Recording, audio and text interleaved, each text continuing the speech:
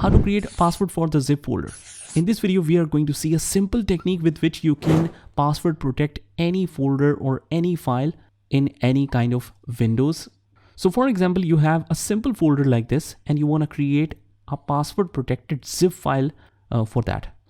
So you must have WinRAR software or WinRAR software for that. So if you don't know how to install it, you can just check out my video in the description how you can install the WinRAR software. So all you have to do is after that, just right click here, go to WinRAR and just don't click on the second option because it will create a simple zip file which is not password protected. Instead, what we will do is just go to add to archive, and from here just choose here the archive mode, whether it should be a zip file or an RAR file. So if you make it a zip file, it can be extracted either from the WinRAR software or from the Windows default extractor as well. So if we choose this one and just name it as zipped, it will be a zip file, right?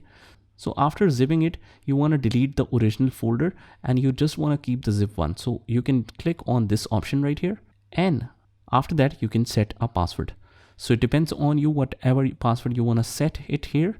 So I want to set it something like this. Click on OK and click OK. Now, as we can see that it shows you the zip folder like this. So if we right click and extract it from here and click on extract, it won't be able to extract this because it is a password protected folder. And also, even if it is extracted, the folder will show it as blank. And now if we want to see or open it from the WinRAR, we can open it, but whenever you try to extract any kind of file, it asks you for the password. So let me just choose the password and click OK, and then you should be able to extract it.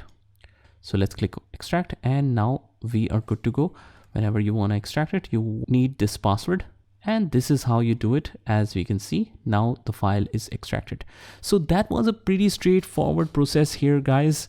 I hope you found this video helpful, and if you did, comment down below if that works. And if you want to watch any how-to videos on any particular topic you want, you can suggest down in the comments as well, and I will see you in the next one.